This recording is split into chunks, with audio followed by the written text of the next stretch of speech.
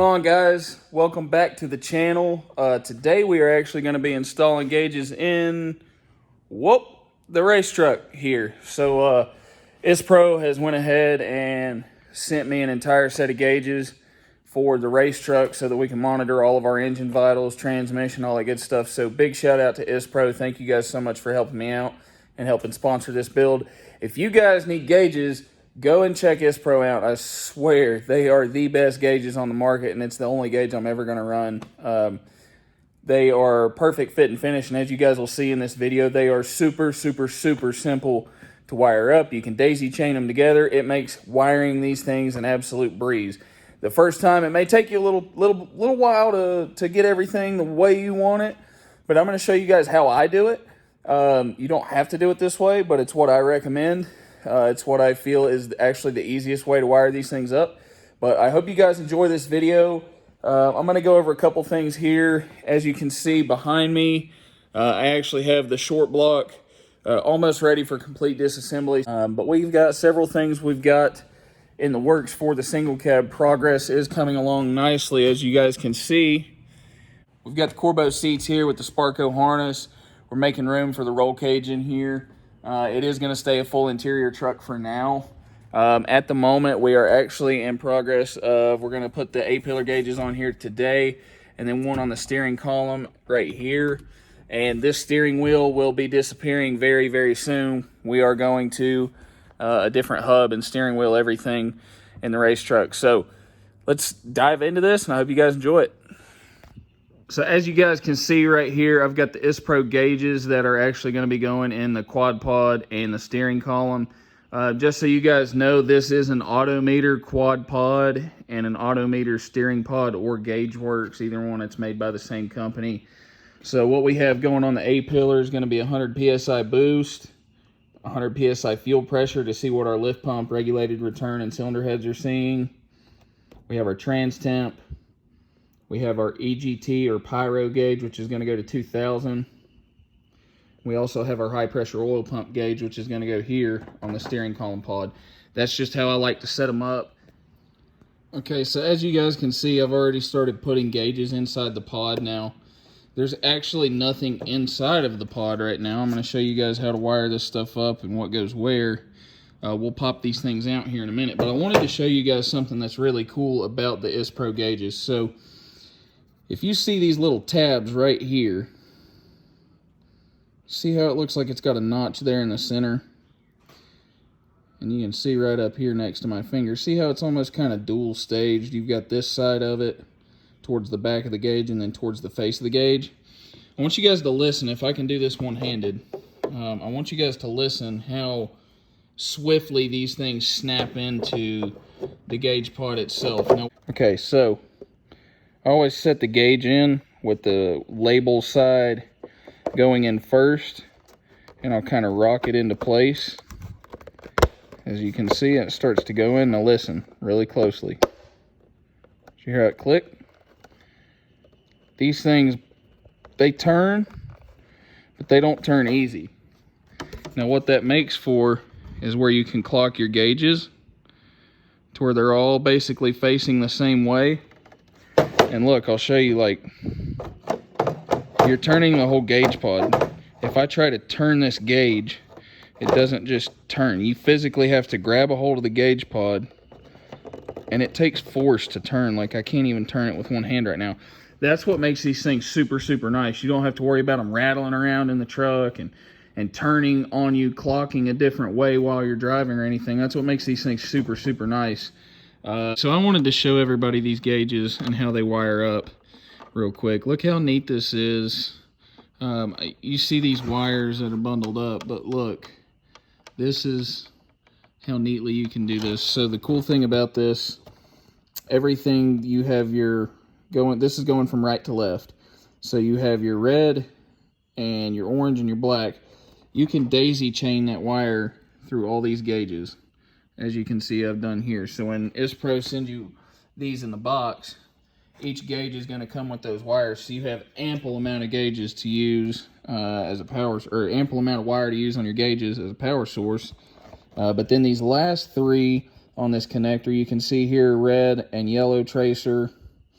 green, and then black. This is for the boost sensor right here for the boost gauge. Those are going to go in the last 3 ports. Now, not every gauge is all the same. You can see the EGT there. The very last port's not used. You can see right here, same thing for the fuel pressure gauge. Red with yellow tracer, green, and then black on the left-hand side there. And then you can see right here on the trans temp, you don't have the red with yellow tracer. It's just blank port, and then you have the green and black.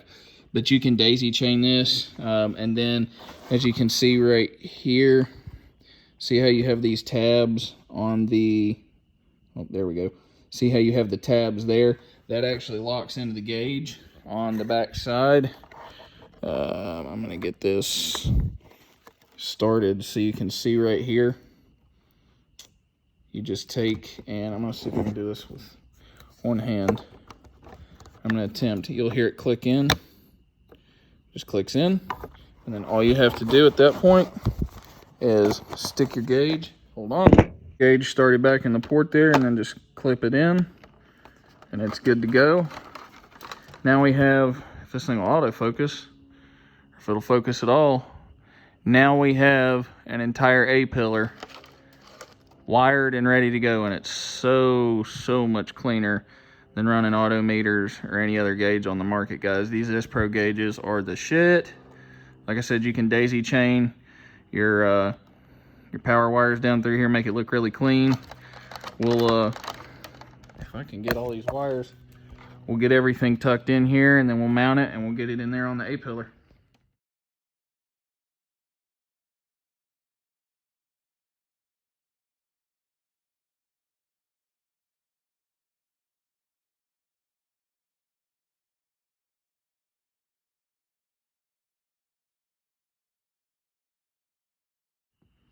All right, guys, so moving forward with the race truck, this is all the sensors that I have to finish running through the cab into the engine bay. But as you can see here, all the gauges are in. We got our trans temp, fuel pressure, EGT, boost, and we got our high pressure oil pump. Like I said, guys, I'm actually going to be building a gauge cluster for this. That is not top of the priority list right now. These are the vital 5 gauges I wanted to watch, because I'm also going to have my SCT set up here, just like I have Heartbreaker.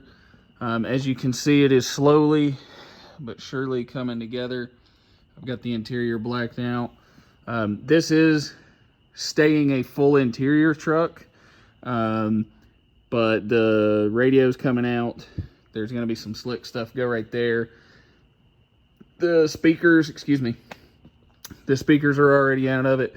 It's still full interior, but I'm taking all the weight out of it that I possibly can. So we'll move up here to the front. What I'm working on right now, I actually just took, as you can see right here, this is freshly taken off. That's where the old trans filter used to be before it come down here and went into the bottom of the radiator.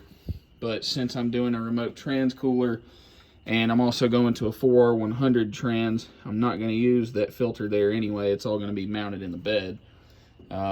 That's the power steering cooler, which will be gone as well. And the steering box and stuff will be gone soon. It's going to rack and pinion. As well as fixing to take the battery box and the windshield washer fluid thing, whatever, it's coming out as well. So just a minute, this will be a completely empty inner fender liner deal, whatever. And I've also got to get the HVAC box for the AC out as well. That's coming out, because who needs AC in a race truck? I mean, we could keep it, but I don't want to keep it. Plus it's ugly. So let's rock out.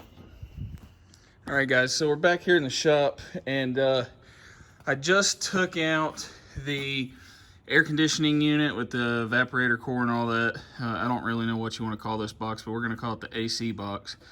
I just got all that out, I'm going to go ahead and start getting the firewall cleaned up and everything. We're going to plug this hole, and then everything that you see back through there is going to come out from behind the dash.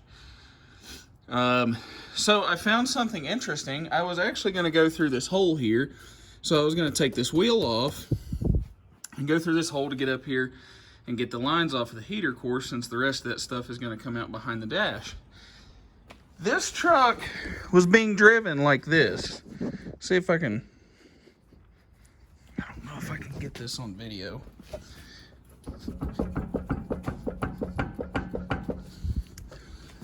See if I can set this up to where y'all can see this. I'm gonna try to get this set up. We'll see. I don't know that it's gonna work.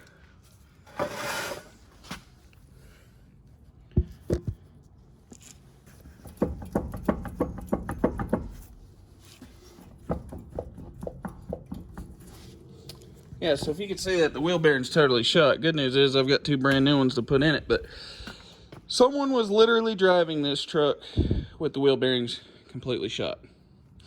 So good job.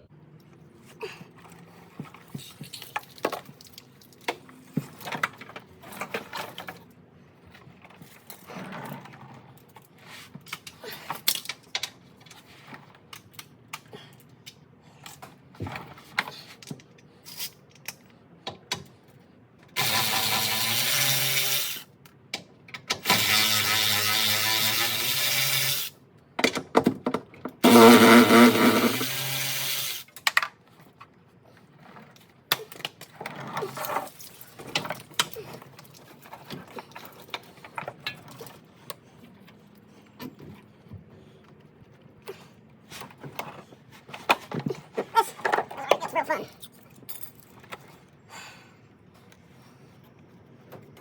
Oh yeah. I'm gonna off-road this bitch.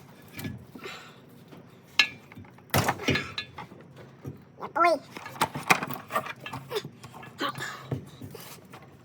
Yeah. So, now that we got the factory fuel pump loose from the frame, we've got to get this zip tie cut and then get it out here. These fuel lines are already loose up here, so I really just got to get it out of this clip, and then the factory fuel system is completely removed, aside from the fuel tank, which is fixing to come out as well. All right, ladies and gentlemen, boys and girls, me and my bald head are about to go home, but I wanted to show you guys everything that I've taken off the race truck today. So starting right here, we got the HVAC box. We've got all the heat shields that were running underneath the truck, transmission harness, the factory fuel pump, all the fuel lines running from the engine all the way back to the tank. We have the tank. We have the tank straps. We have the tank shroud. Some speakers that I pulled out of the cab and speaker wire. Battery tray, vacuum pump. Literally everything is here. Or everything's taken off as far as that stuff goes. Now you'll see here, just a second, you'll see here it is completely bare going all the way back. I'll crawl up under there in a second and show you guys. This thing's going to start going back together really quick. You can see the entire passenger side of the engine bay. I've got to get all the soot and stuff off the cab from previous ownership. But all these heat shields are gone. There's one that actually goes on the floor right up there. I took it off as well. I haven't decided if I'm going to weld that hole up or if I'm just going to make a plate to where somebody one day can maybe return this truck to stock or put it back as a true street truck with AC and stuff. I don't want AC in it. Doesn't really bother me. I have other vehicles to drive. This isn't going to be a daily or anything, so I'm not running AC in it. So yeah, I'll crawl up under here in a second and I'll show you guys a little bit more what I've got to do. I've got to take this bumper off. It is sold, and get the tow hooks off. I've got a fiberglass bumper that's going on it. Let's go ahead and crawl up under here. I'll show you guys just exactly how bare these trucks are. So that's going towards the ass end. You can see the exhaust is still there. Leaf springs and all are still there at the current moment. I'm not quite sure what's going on here. These springs are like de-arched. I guess, I don't know why somebody done that. If I'm not mistaken, there's 3 there and 2 there. So, yeah. Anyway, that stuff's getting ditched.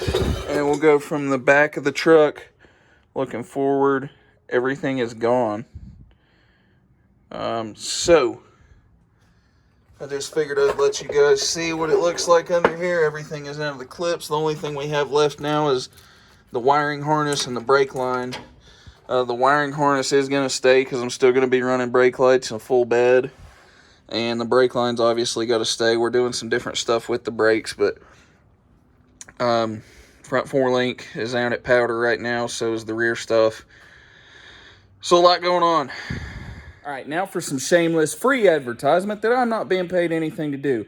So in case anybody hasn't noticed, like I usually go to Harbor Freight and I'll buy tools that you can skimp on, so to speak. So, you know, I'm not going to go spend $1,500 on a name brand transmission jack or something when a $200, $300 Harbor Freight one works just fine, and it's got a lifetime warranty. So, anyway, I'm in Harbor Freight the other day, right? And I'm looking, and I'm like, I need some shop supplies. Let's get some towels, blah, blah, blah, blah, blah.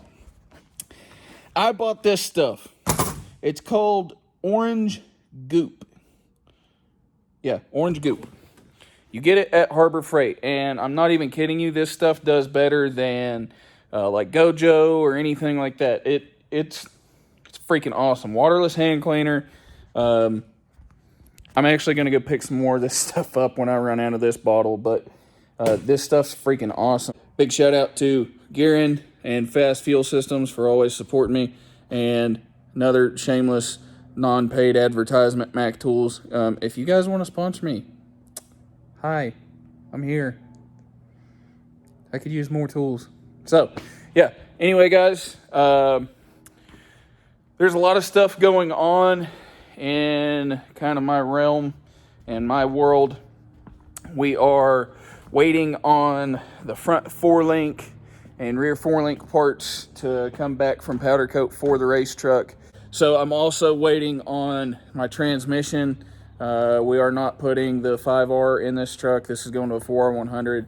Part of the reason I went ahead and stripped the, the transmission harness out of it, since I don't need that. I'm running a standalone computer and controller for the 4R, so it'll have its own harness. None of that stuff was needed. Again, we're putting a fuel cell in this thing, transferring it over from my other truck to this truck, so all the fuel lines needed to be gone. Just more or less trying to get this thing ready to go ahead and put all this stuff on, because it's not, there is a lot of assembly work and there is some fab work involved, but it's not going to be a crazy amount of stuff to get this truck on the road. So I'm super excited for that. As soon as we get all this stuff hammered out between the green truck and the race truck, we'll get started on the 6.4. I haven't said much about this truck, just kind of due to its current state, and things are just kind of in limbo, so to speak. So we'll talk about that at another time, but there's lots of stuff coming to the channel, guys. I'm very busy with work, and I'm very busy with life. Today is Sunday, and Friday is when my daughter was due, and she has yet to be born. So luckily, my girlfriend's patient and allows me to come over here and work on my stuff. Big shout out to her. Thanks, babe, for putting up with my shit and putting up with the truck stuff. Guys, none of this stuff would actually be possible without her. She allows me to spend the money and basically do this stuff. I mean, she knows it's my passion. She knows it's what I enjoy, and she doesn't keep me from that. So thanks so much. But guys, I hope you enjoy this video. Again, I don't have time necessarily to always set a camera up and always video every little thing that I do. I know you guys have always commented about, oh, he does a lot of talking, blah, blah, blah, blah. It's extremely hard when you're trying to do all the stuff that I do by yourself and video. I don't have somebody here to video for me. I don't have somebody to hold a camera, set up tripods or all that, and me just keep plugging away working. So it's very, very time consuming. So in order to continue finishing projects and just progress in every aspect that I am, I can't always video everything, unfortunately, but I try to show you guys what I can, so thank you for being patient. Thanks for understanding. Please drop a like, drop a comment, hit the subscribe button, hit the notification bell so you'll know when I post. Again, hit the like, subscribe, comment, notification bell, all 4, 3, whatever. If you can, please. I'd appreciate it. It helps me. It helps me help you, help me help you. So thanks, guys, so much for watching. I hope you enjoyed this video. Again, stay tuned. Thanks so much, guys, for watching. I hope you enjoyed it, and I will see you guys next time.